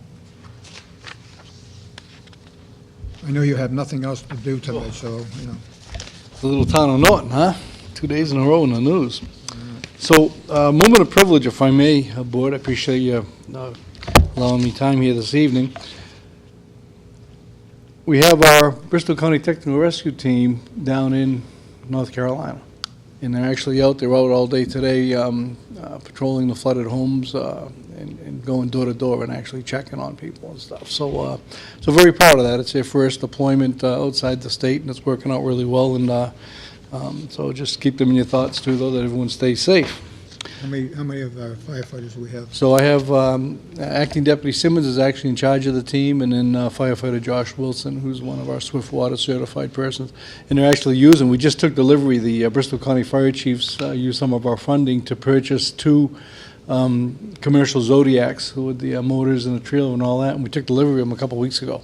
They actually did their training down in North Carolina on them. When they got down there while they were waiting to be deployed, they took and really got familiar with them and stuff, but there was that new of a delivery, and it really just very fortuitous and very timely, so that worked out really well. So I'm not sure they'll be down there for a few more days, I'm sure. So the other thing is we had last month the fire department in the town lost a probably one of the more dedicated call firefighters that the town has had, and that was Captain Ronald Bonaski. And I just want to, publicly thank Maryland for doing a very nice gift to the fire department gift account on Captain Bonaski's behalf. So I want to publicly thank her for that. And then lastly, just a moment of privilege. I can't read the actual document because of HIPAA and stuff, but I want to tell you that I received yesterday an email from Good Samaritan Hospital. And it's important for you to know, I'm always saying that we're second to none. And I just want you to, I'll read you the top part of this. It says, Chief Schleicher, below is feedback from a recent STEMI alert brought to our facility by your members. Many thanks to the members who provided excellent care and effectively communicated their concerns via the triage to allow our staff to activate the cath lab prior to their arrival. Dr. Deed, our associate chair of the emergency room, described the case as the perfect pre-hospital STEMI case. Please let me know if you have any questions. And it goes into detail how the patient made out. And again, it just shows you the alertness of our paramedics to recognize what's going on and then utilize the most current technology. And it's actually them contacting via a phone system, letting them know that, look, we really feel this person is having A, B, C, and D. Get everyone ready to go. And they did. They take the medic's word for it and whatnot and get it going. So these people are getting right in and getting instantly and end up having a stent put in. I think it was a 85% blockage on one of the main arteries. So again, it's second to none, and I can't say that enough. And I want to make sure that you all know that. So We do know that. okay, Mr. Units already mentioned about trying to be ready, and again, I appreciate you doing the proclamation. This is the guide that it's referenced. That is the ready.gov. Every household is allowed to request one. I'd love to be able to call and get 100 or 200 of them here, but they don't allow it. They only allow one per household on an individual request, but it tells you everything and anything you need to know. We get a section of Norton that doesn't have town water, and one of the things that's really important is that if you think a storm's coming through, you might lose the power, fill your bathtub. Because one of the sanitary needs is you just take a pan of water and take it from the bathtub, throw it in the toilet, and it'll flush. And again, most of the town is on town water, thankfully, and that's not a problem, other than you can't tell if it's flushed. I digressed.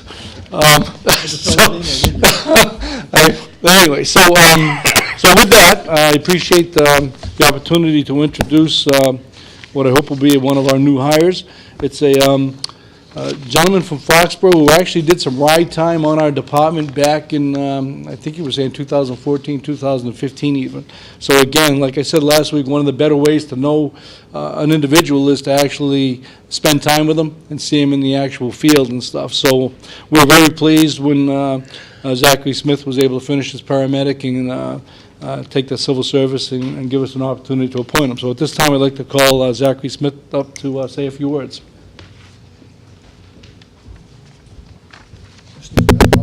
Thank you. Thank you, Chief. Thank you guys for having me here. I'm very excited to hopefully get started with working for the town of Norton. Familiar with the area. Like Chief said, I rode back in when I was going through my EMT program, and now I finally was able to take the steps into becoming a paramedic and working towards becoming a firefighter. I'm very excited to get started. What are you doing now? Right now I work in the emergency department at Boston Children's Hospital, and I do the overnights there, and I've done that for about a year and a half now. So You do the overnight, so you're early for work? yeah, no, I worked. I've been on the last 3, so I have a little bit of a time off, but yeah. Anyone have any questions?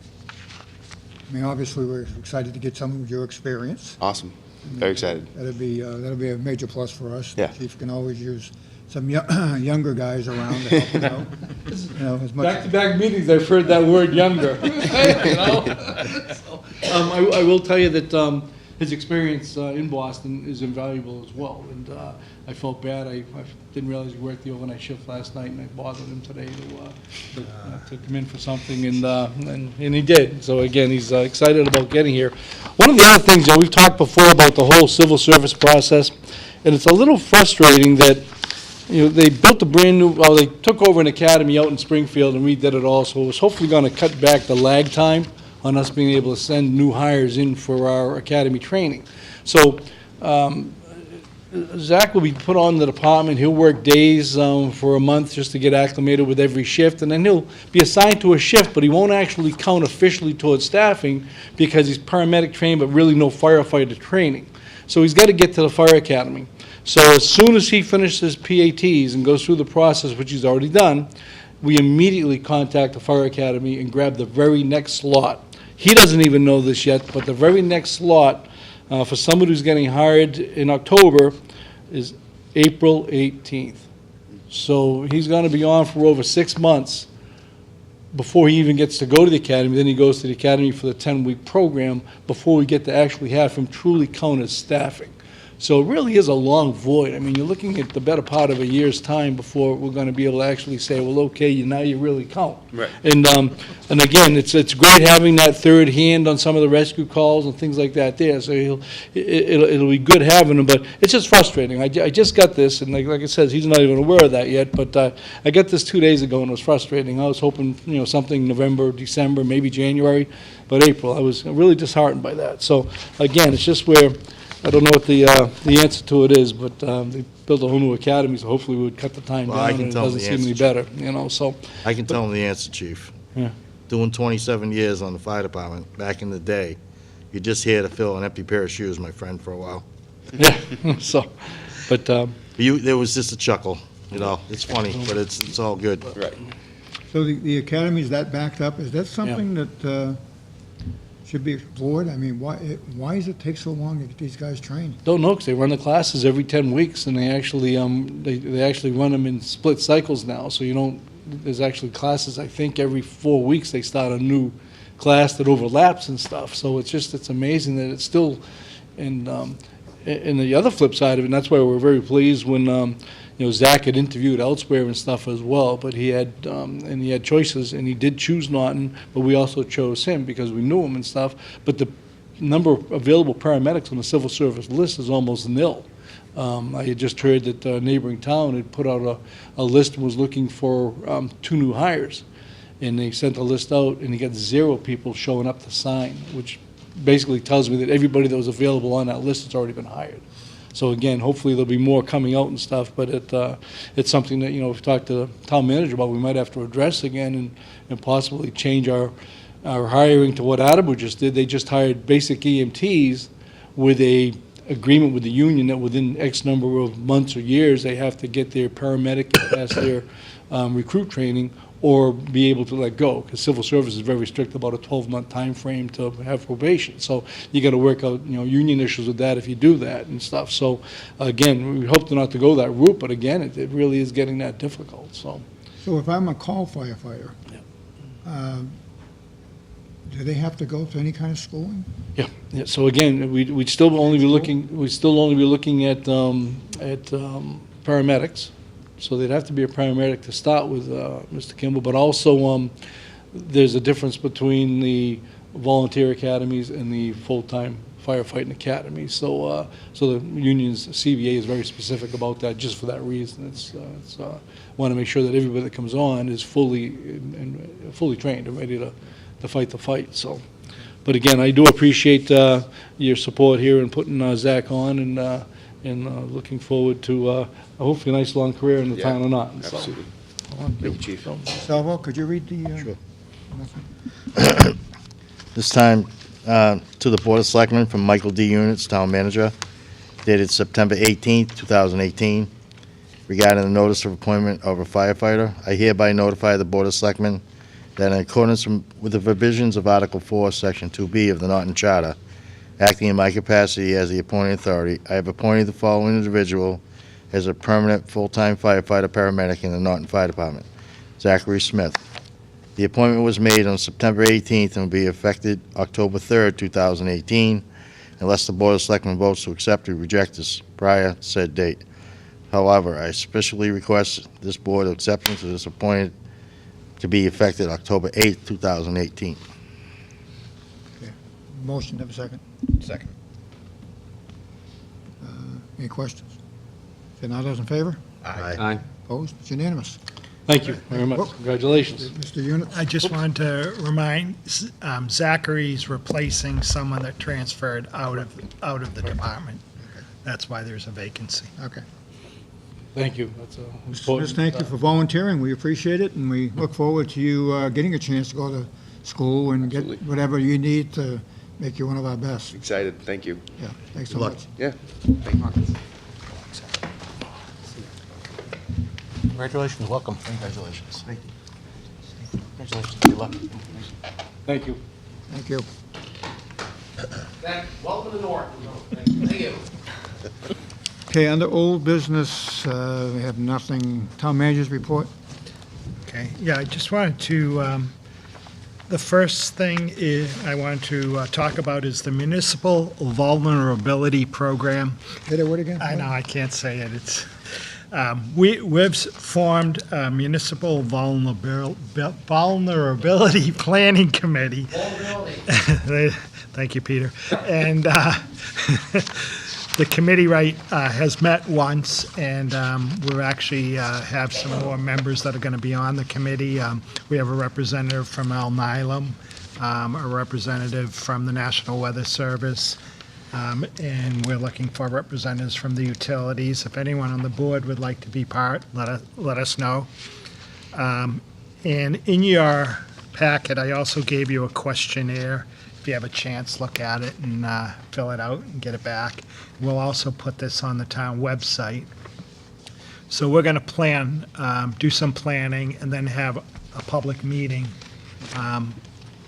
either at the library or the cable studio in the future, that everyone in town can attend, because we want the input from everyone on what they consider is important. You know, with global warming, the temperatures are going up, the storms have become more intense, and so we need to know what our main infrastructure is and what we need to do to protect it. And one of the topics we were talking about at the meeting the other day was that our pumps out here, our fuel pumps, aren't even on a generator. So Keith has to bring in his welding machine to keep the pumps going during power outages. And so something, we've got to start looking at some of these things that we have to do, that residents have to do on their own, that the utility companies have to do, so that we're prepared for these storms as they come forward. So we're working with Serped, who's doing this with us, and we got a grant to help us out with the planning process. And by doing this, in creating a plan, we'll be eligible for grant money Okay. for municipality Maybe we can buy a vulnerability. Generator for the gas pump?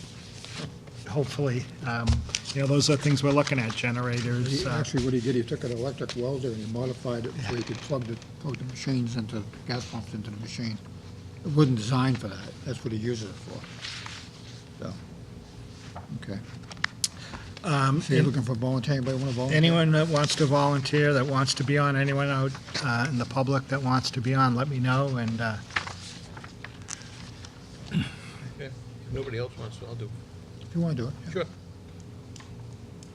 Yeah, you got one volunteer. all right, thanks.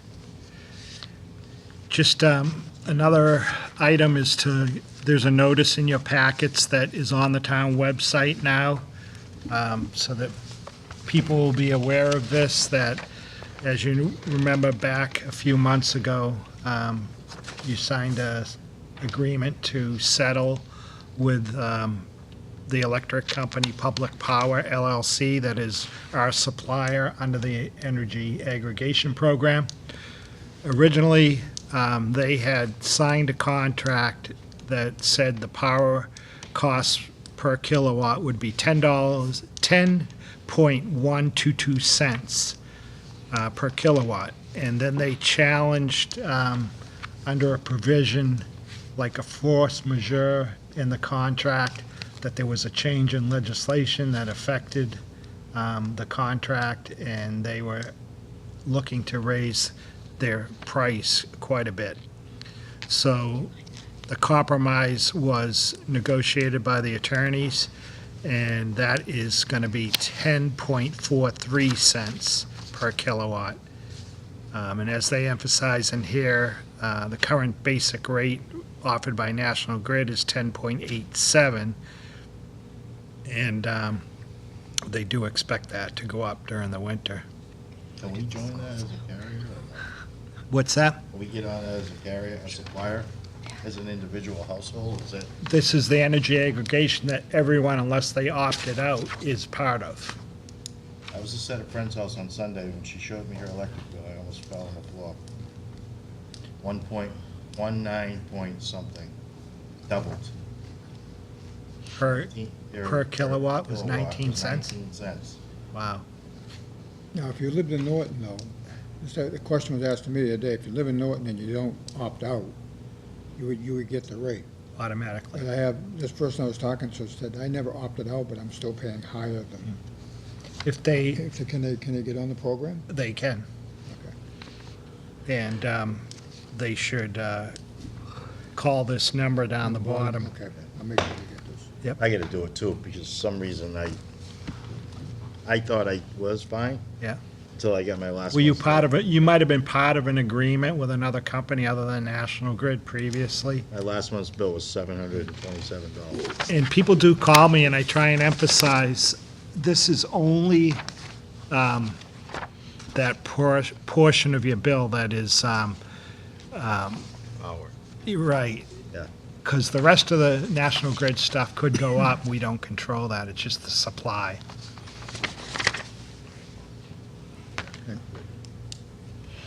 And ALI, I gave you some information on that. I'll check with the, they have received information on, from the proponent that wants to cap the landfill, and they're working with him now, some issues that he has to address. I will contact them to see if there's any way that we can see, is this online, so we can see what has been submitted, or is that going to be after they review it with him, and then there'll be a public comment period, but I'll get back to you on that.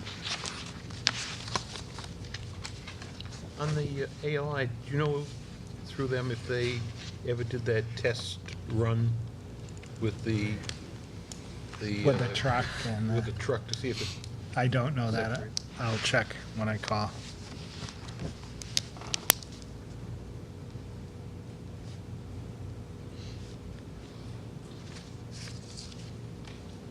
Okay. And just wanted to go over again the free cash. We've had our free cash approval. I went over this with the Finance Committee the other night.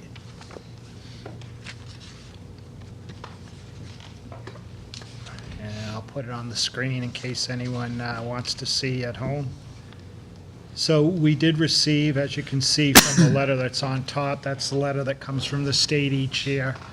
And our free cash in the general fund was certified at $3.3 million, $3,340,583. The enterprise water, $2,714,075, and the enterprise fund for the sewer department, $1,661,261.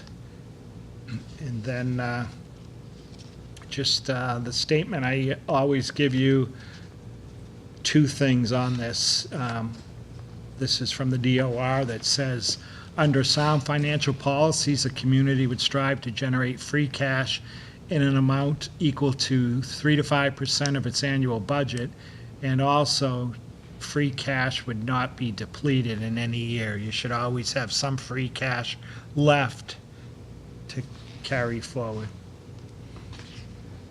And just to go into some history of our free cash, hopefully we never get back to where we were in 2002 when it was negative 551,000.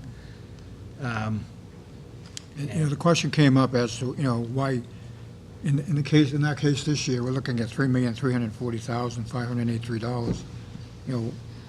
Could we have used some of that money in the Springtown meeting?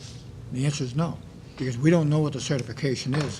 And this is a perfect example. If you look at some of the numbers on here, it goes from a negative 551,000. It was a year, it was only 93,000, 193,000 another year, 882. Even in the last 2 years, in 2017, we had 4,829,000, but that was because of an island, right? Right. That's, yeah, if you look at 2017, 4,829,000 versus the 3,340,000 this year, the big difference there was that 1.5 million permit fee for Island. and then I'll just go over some of the sources. So there, our free cash, as I said, was $3,340,000. It was made up of local receipts in excess of planned local receipts, $1,794,866. Appropriation returns, what we call turnbacks, $1,204,926, and unused free cash of $316,247. As far as the turnbacks, I'll just go over some of the turnbacks. Function 7 is debt interest. Just calculation, trying to figure out how much temporary borrowing there's going to be the year. And that's a variable, right? I mean, that's Right. not something we can, No. we have to guesstimate, but we don't really know what it's gonna be. Because the town treasurer is planning on certain borrowings that may not happen as early as she thought they would happen. Benefits, unemployment, and miscellaneous. So in that category, the bulk of that, in around 400,000, is in health insurance. 80,000 was other insurances, all the insurances we have for the town, and 23,705 was unemployment insurance. And so the other insurances, I mean, when we do our budget, we're expecting an increase, say, of 5% in all our insurances, and if some of them come in lower, that's where that difference is. Wait, and again, you have to guesstimate, because on insurance, I could be on a single plan and then suddenly on a family plan, it costs the town a lot more money. Right, that's if I go to, on the health insurance, generally what the town treasurer does is plan on at least 10 to 15 people switching from single to family, but she doesn't know if anyone's going to do that, and a family plan costs us $24,000 a year, so, it all depends on I think, like you mentioned today, I think there was 42 new hires at on the school side of the budget. And we don't know if they're coming in as single, coming in as family plans. We have no idea that, you just don't know how much money you're gonna spend. So if you're getting in new employees, whether it be a firefighter, or a school teacher, or whatever, you never know if it's gonna be a single rate or if it's gonna be a family plan. So you have to put the money aside, because if you don't, you never know what's going to happen. And under Function 1, the general government, $259,000. The bulk of that, FinCom reserve, $100,714 that was not used. And then a series of positions and departments that weren't filled all year. People left mid-year or whatever, and they weren't filled. It's really tough to fill positions now, unfortunately, and we don't pay the best, so getting people can be tough. The Board of Assessors had $11,939,000 left in their salary account because of that. The Town Clerk, $17,260. Conservation, $6,665, and Planning, $7,843. So it's just the timing. Function 2 is public safety. The bulk of that is overtime. Police turned back $36,000 and fire $79,800. And that is overtime money and salary money. Some of the salary money is like the fire department had 3 people that ended up being out on injury. Insurance company pays their salaries. You don't know that when the year starts out. And same with the police. Some people are out part of the year and the insurance company's paying that salary. Function 4, Public Works and Facilities, Snow and Ice and Streetlights. One part in there is streetlights, $22,812, and the main reason for that is the solar program that we have that we get credits for now. And it all depends on how bright it is in any one month, how many you're going to get. But we can't be short in the streetlight account if it's not sunny for, so that's that. And then salaries in the highway department, $24,266, just a lag in hiring. And function 300 is the school department. They had money that they had encumbered out of the previous fiscal year that wasn't spent, so it automatically gets closed out this year, and that was $35,839. And just on the revenue side, how there are four main accounts in the revenue side: motor vehicle excise, licenses and permits, and other departmental revenue, and also interest that exceeded expectations. The interest exceeded expectations by $75,000 because this year we've gone from interest of 0.3 to 2% that we're earning on some of our accounts. And the treasurer's been very active in finding where that she's been moving money around. It's a big difference. Yeah, so. Getting back to these turnbacks before we get too far off, Okay. just so people understand, the fixed and shared general government, you're looking at $1,100,000 combined total, 600,000 plus 501, about $1,100,000. That money is earmarked by department, and on the town side of government, that's, we can't take money from general government and transfer it into public safety anymore. We can take public works and transfer it into recreation. Whatever we budget by account, that's why sometimes we have overages, because we budgeted for certain reasons, and if we don't spend it, we have to turn it back. It becomes part of our free cash. On the education side of it, they have the opportunity to encumber. In other words, if they know they're going to have a big special ed cost next year, they have money left over, they usually use that money ahead of time to soften the blow of the following year. They have the ability, once we give them, school department a number, they have the ability to spend that money in any form or manner they want to. We don't have that luxury. We have to follow the rules, and every department has to follow the rules and follow exactly the expenditures that were given to them, and that's it. There's no other way around it.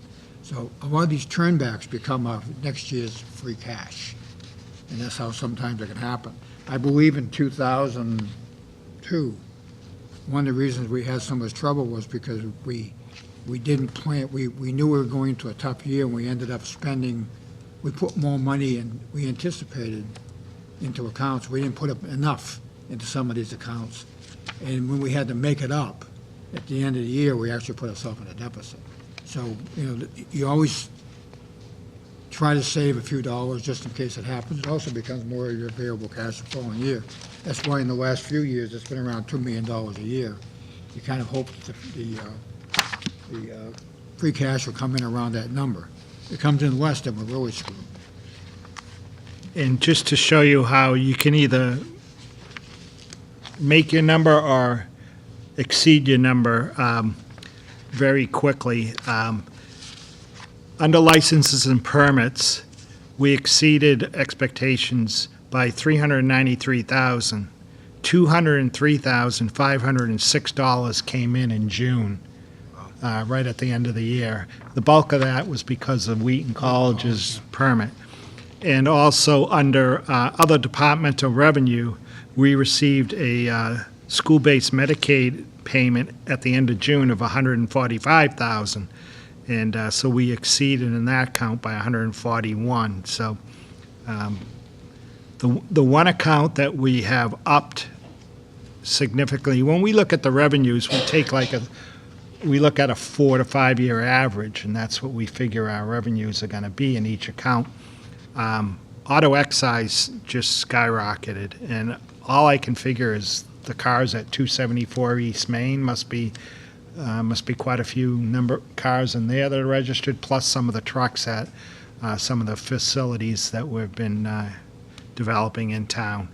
So we actually only budgeted $2,010,000 for last fiscal year as expectation for auto excise. And for the current fiscal year, we've upped that to $2,500,000.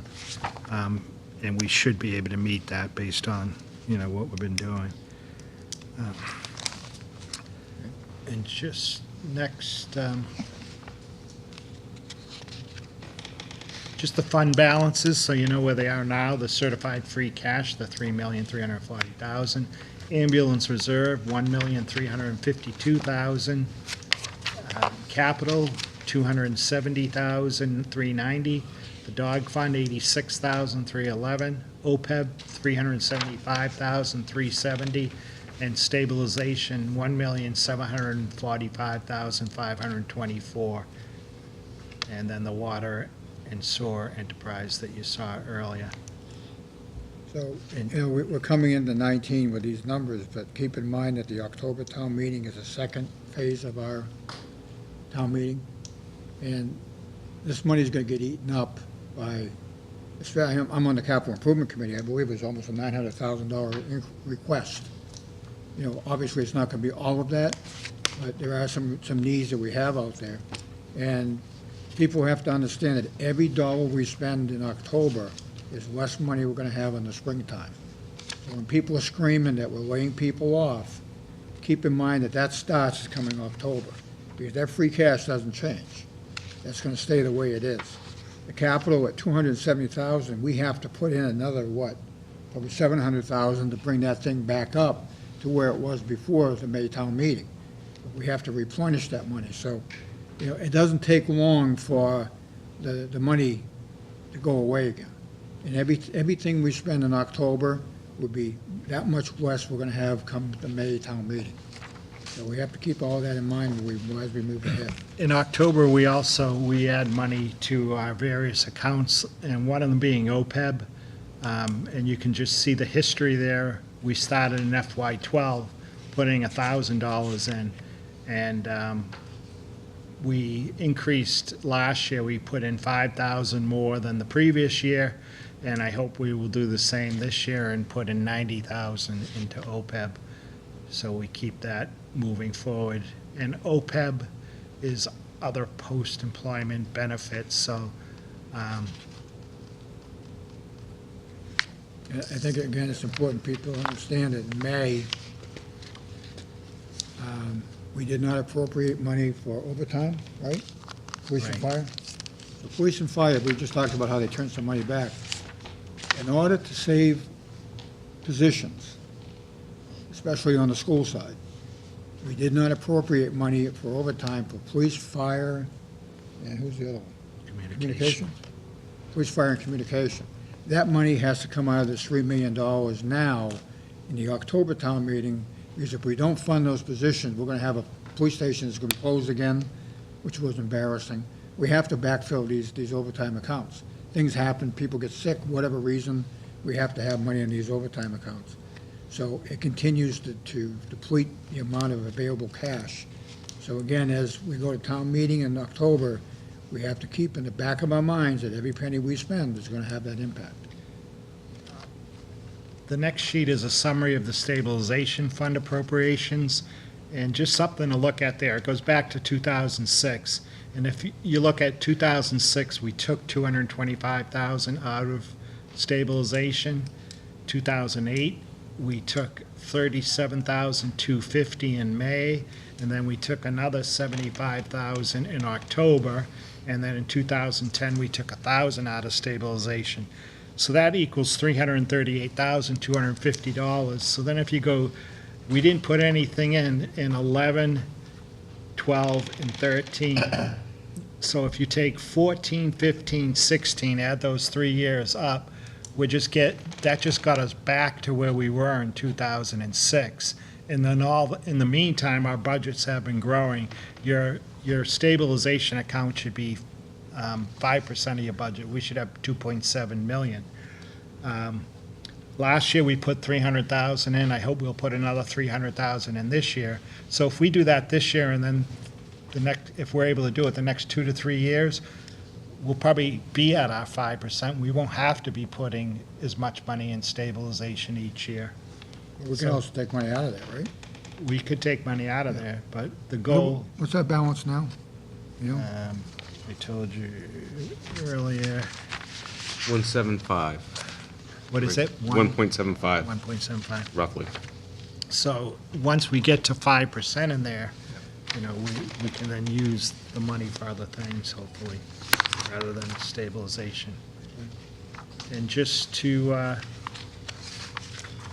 that's all the accounts, I think I already mentioned to you what was in all the different accounts. And just, the last sheet is this is just a ballpark, this is nothing set yet, but it's just to show you that out of the 3,340,000, if we use 600,000 for next year's budget again, if we were to fund the requests that came for the special town meeting, or the town meeting in October, that'd be 700,000. 90,000 for OPEB, 900,000 for capital, 300,000 for stabilization, and hold 250,000 for snow and ice, would be down to 500,583 to hold, so that we carry money into the next year, or also gives us money if we need anything at the May town meeting. We do put the 600,000, but we've been generally expending like $1 million a year in our free cash by adding things in October and May.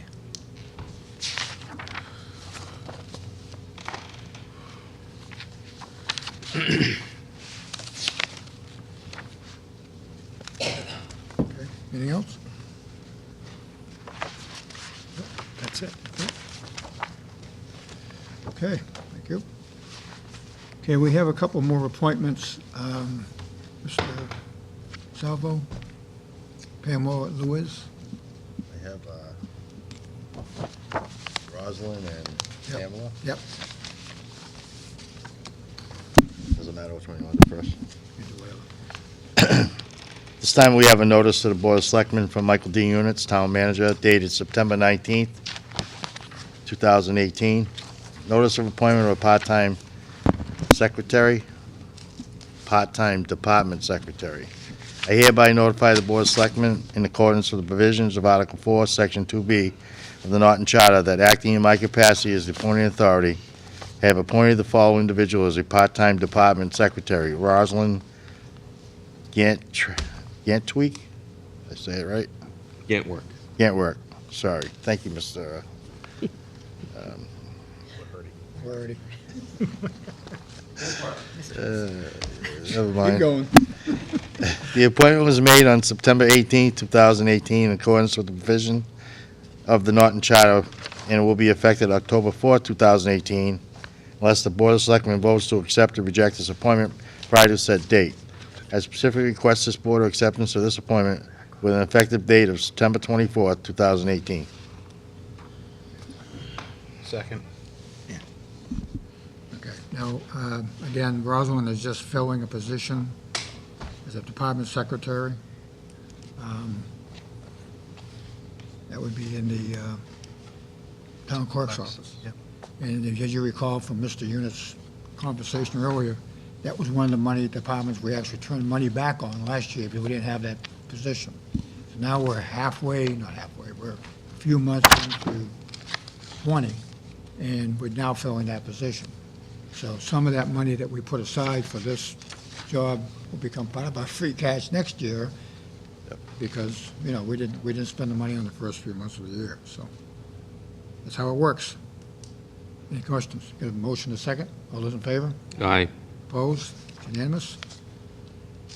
Mr. Salvo, we have another one? We have a notice to the Board of Selectmen from Michael D. Units, Town Manager, dated September 11, 2018. A notice of appointment of part-time secretary. I hereby notify the Board of Selectmen, in accordance with the provisions of Article 4, Section 2B of the Norton Charter, that acting in my capacity as appointed authority, I have appointed the following individual as part-time secretary in the Assessor's Office: Pamela C. Luce. Thank you, Peter. Yep. The appointment was made on September 11, 2018, in accordance with the provisions of the Norton Charter, and will be effective September 26, 2018, unless the Board of Selectmen votes to accept or reject the appointment prior to said date. However, I specifically request this Board accepts an appointment with effective date of September 24, 2018. Second. Motion and a second. Any further discussion? Seeing none, all those in favor? Aye. Opposed? Unanimous? Thank you. Okay, Selectmen's report, Mr. Salvo. I don't have anything to say. Mr. Bramwell, you got anything? No. Mr. Steele? Query. Also, Mr. Chairman. The only thing I have for our next meeting, and I don't know if we can do it that soon, I just looked at the calendar. Our town meeting is October 15th. We have another meeting on the 4th, I think, with our next meeting. I really think it would be, I know in a letter I sent back to the school committee, I had discussed the possibility of having a joint meeting with the school committee. And I really think it's important that we try to put something together before town meeting. And the only Thursday we're going to have between now and town meeting would be the 4th. Could you see if we can set something up? See if we can have them come in? So we can talk about, you can give us an overview of the whole process and what the articles are going to be, what's going to cost us. I think it's very important that we all understand what we're doing before we move ahead. So, are we okay with that?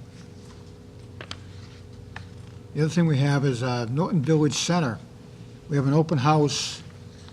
It says, you told us how you see the future of Norton Village Center. We have ideas to address the issues and meet your vision. How do we get it right? You need to tell us what you think.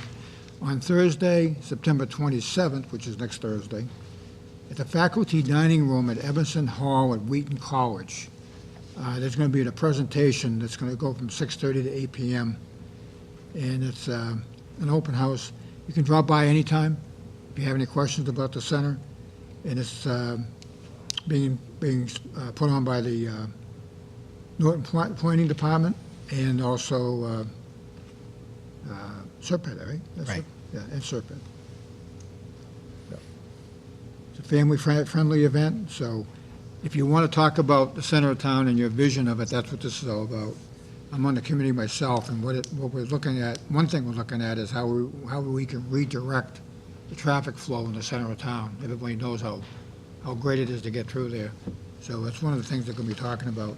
And they have some options they're looking at how we can do a different traffic flow. Is one of the things they're talking about. If you have any questions, you can look that up on, there are plans and there's all kinds of ideas online. www.nortonmassvillage, one word, nortonmavillage.com. You go online, you can look it up and you can see all the information that they're going to be talking about online prior to the meeting.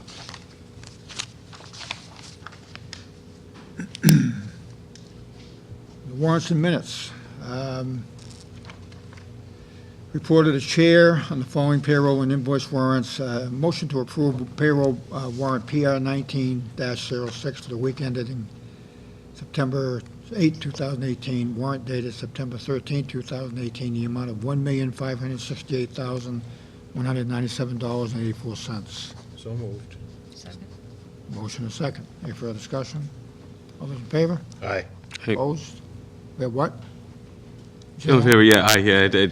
I heard you were late, so I thought maybe you had another idea over there. I'm on tape delay just in case I say something inappropriate. Okay. Chair will entertain a motion to approve the invoice warrant AP 19-11 dated September 13, 2018, the amount of $733,816.60. So moved. Second. A motion and a second. Any further discussion? All those in favor? Aye. Okay. That's unanimous. Chair will entertain a motion to approve invoice warrant AP 19-12 dated September 20, 2018, the amount of $745,446.69. So moved. Second. We have a motion and a second. Any further discussion? Seeing none, all those in favor? Aye. Aye. Opposed? That's unanimous. So we have two sets of minutes.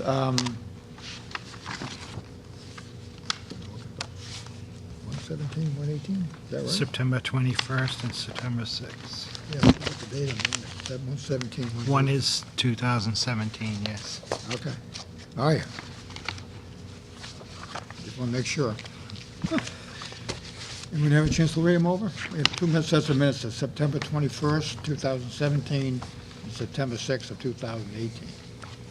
Any questions, changes? Seeing none, Chair, entertain a motion to approve the minutes September 21st, 2017, and September 6th, 2018, as written. Second. Motion and a second. Discussion? All those in favor? Aye. Opposed? Unanimous. Next meeting agenda, if anyone has anything they'd like to bring for us to discuss, we have anything so far? Nothing other than trying to get together with the school committee? Do we have anything else? We'll do just town meeting stuff. We'll have the town meeting articles. Mrs. Steele? Mike, did we ever get a report back from the lawyers regarding the title search over for the rail trail? No. They're still working on that? I'll check with her, yeah. No. She did receive some information from the attorney for Mansfield last week, but I haven't heard anything from her as far as the whole title.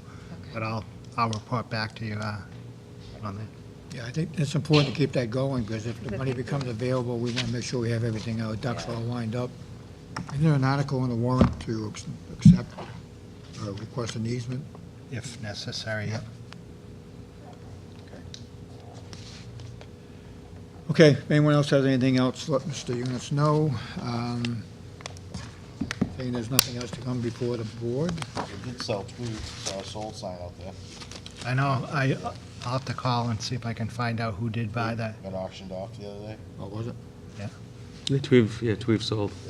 And I noticed Brad was looking at the letter. We'll put him around here. The EPA went around the neighborhood, Elm Street and all the streets down in that area, Cross Street and the streets off across, handing out a letter to everyone, letting them know what they're doing on the site.